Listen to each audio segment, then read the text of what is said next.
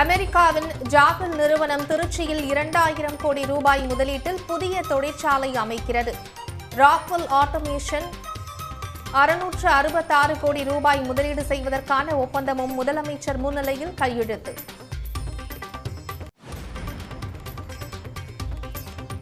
உலக அளவிலான முன்னணி தொழில் நிறுவன அதிகாரிகளுடன் முதலமைச்சர் மு க ஸ்டாலின் சந்திப்பு. இதுவரை 14 முன்னணி தொழில் நிறுவனங்கள் 4350 கோடி ரூபாய் முதலீட்டிற்கான ஒப்பந்தங்கள் கையெழுத்து.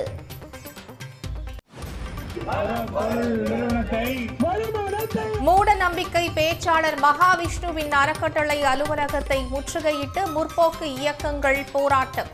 பண பரிவர்த்தனைகளை ஆய்வு செய்ய கோரிக்கை.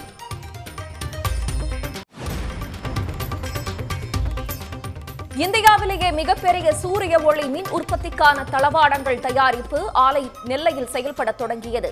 4300 மெகாவாட் மின் உற்பத்திக்கான சோலார் செல்ஸ் மாடியூல்ஸ் தயாரிக்க டாடா நிறுவனம் திட்டம்.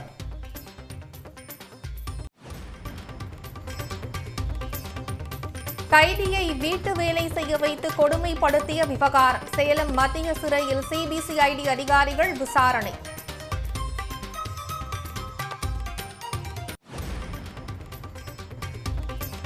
ராதாபுரம் அருகே விவசாய வேலைக்கு சென்ற பெண்ணுக்கு பாலியல் தொல்லை கொடுத்ததாக புகார். நெல்லை தெற்கு மாவட்ட பாஜக நிர்வாகி தலைமறைவு.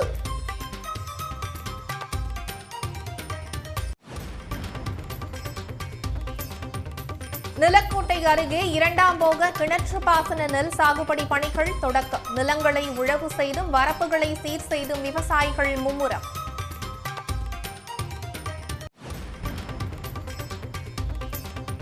சரக்கு லாரி போக்குவரத்து நிறுவனங்கள் வழங்கி வரும் இதர சேவைகளுக்கு ஜிஎஸ்டி வரி விதிக்க முடிவு.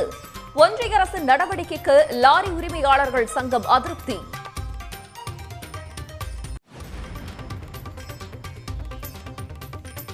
காப்பீட்டு பிரீமியம்களுக்கான ஜிஎஸ்டி வரி விலக்கு அளிக்கப்படுமா? நவம்பர் மாத கவுன்சில் கூட்டத்தில் முடிவெடுக்கப்படும் என தகவல்.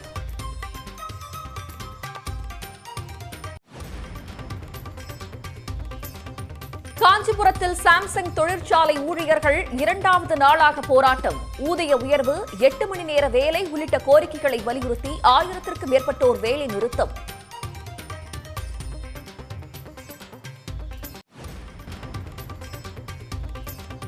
உச்சநீதிமன்ற உத்தரவை ஏற்று கொல்கத்தா மருத்துவர்கள் இன்று மாலைக்குள் பணிக்கு திரும்புவார்களா? ஒருமித்த கருத்து ஏற்படாததால் போராட்டத்தை தொடர ஜூனியர் மருத்துவர்கள் முடிவு.